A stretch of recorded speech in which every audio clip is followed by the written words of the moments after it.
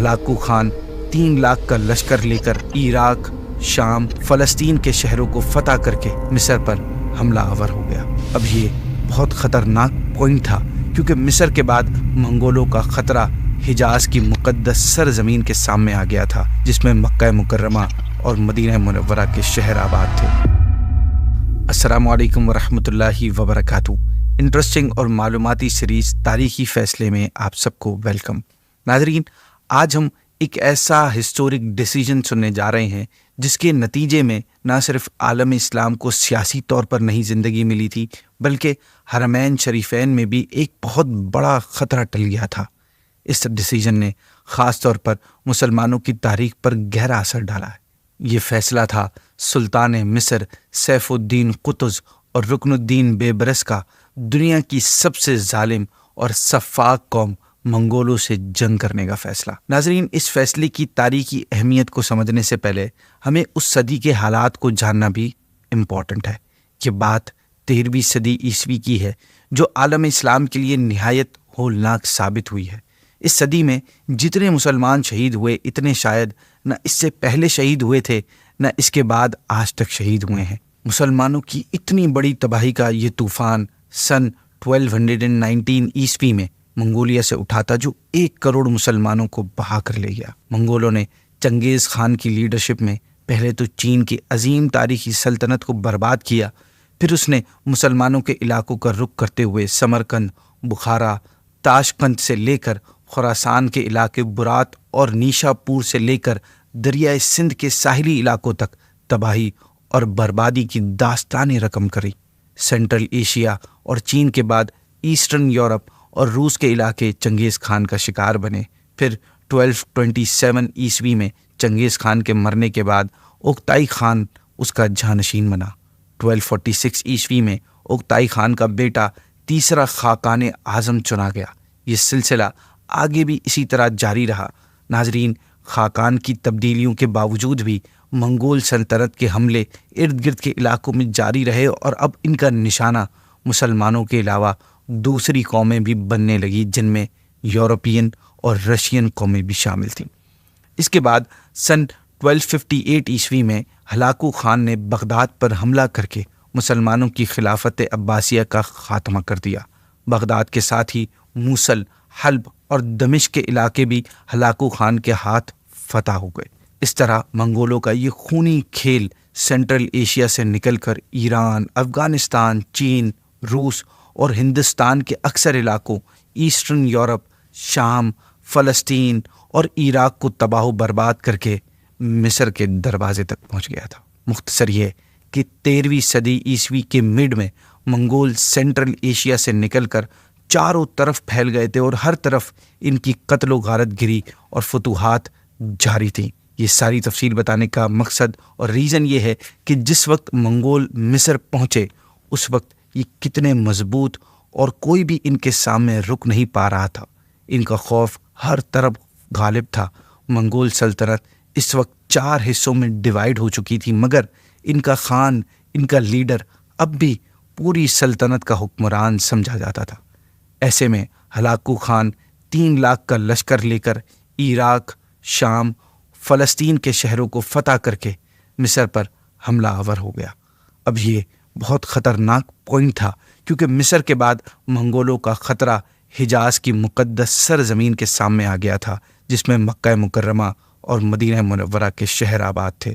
یعنی اگر Hulagu Khan مصر کو بھی فتح کر لیتا تو اس کے بعد حجاز کی مقدس مقامات تک اس کی راہ میں رکاوٹ اور اسے روکنے کے لیے کوئی بھی مسلم سلطنت نہیں تھی۔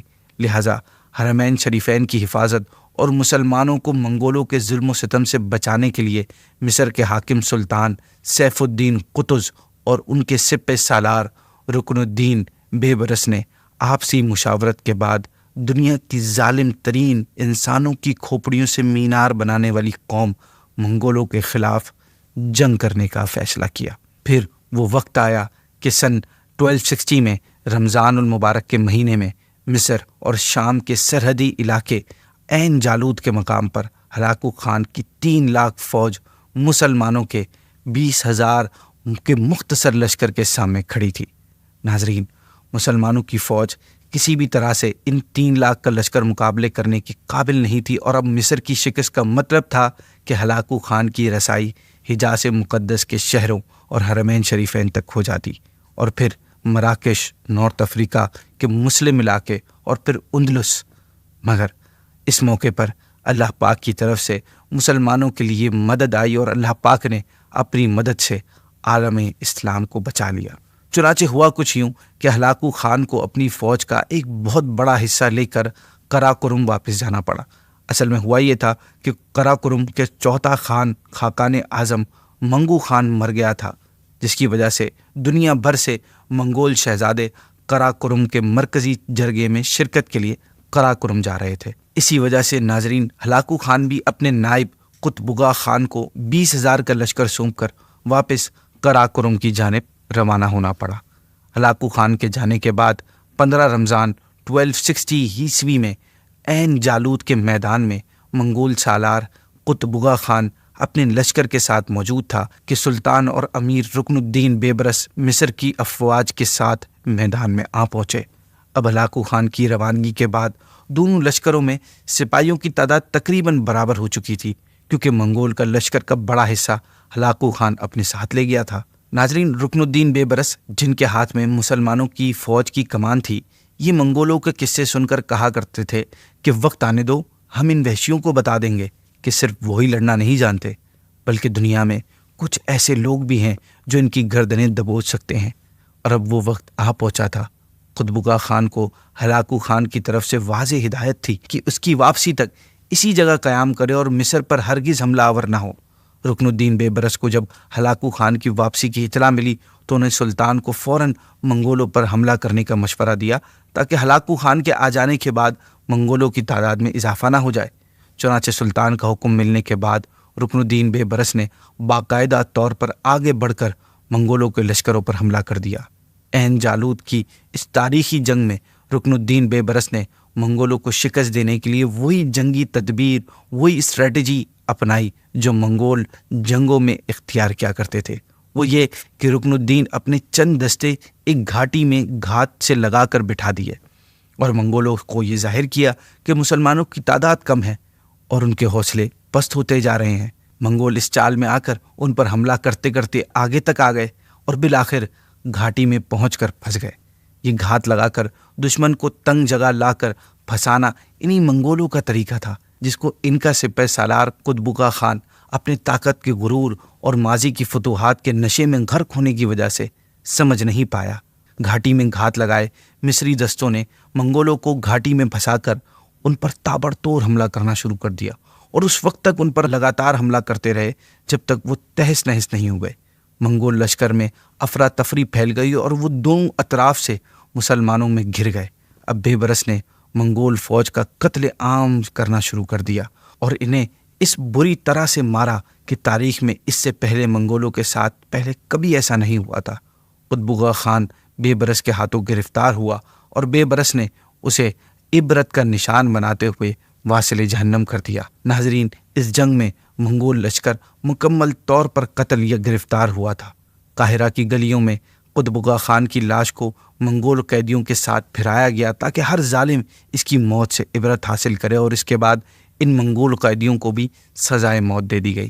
ناظرین، اس تاریخی فیصلے کے نتائج یہ نکلے کہ عین جالوت کے میدان میں منگولوں کے جنگ ہارنے کے بعد ان کی ذلت بھری شکست کی خبریں شام اور فلسطین کی سلطنتوں میں آگ کی طرح پھیل گئی، جن پر منگولوں نے قبضہ کیا ہوا تھا، جس کے بعد مسلمانوں کے حوصلے بلند ہونا شروع ہو گئے اور انہوں نے منگول حاکموں کے خلاف بغاوتیں کرنا شروع کر دی۔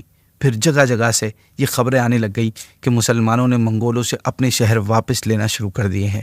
مزید یہ کہ مسلمانوں کی تعلیمات سے متاثر ہو کر بہت منگول مسلمان ہو گئے تھے، اور اس طرح دیکھتے ہی دیکھتے شام اور فلسطین کے اکثر علاقے منگولوں کے قبضے سے آزاد ہو گئے۔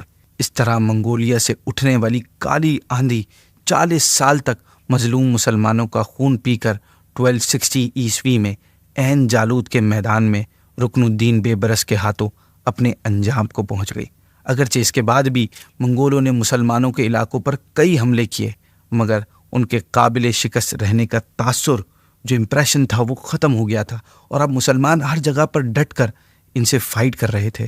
اور آخر میں ایک کمال کی بات آپ کو بتائیں گے، وہ یہ کہ منگول جنہیں بڑی بڑی سلطنتیں تو نہ روک سکیں، لیکن ایک غلام، جی ہاں، سلطان بے برس پہلے ایک غلام تھے، انہوں نے نہ صرف منگولوں کو زبردست شکست دی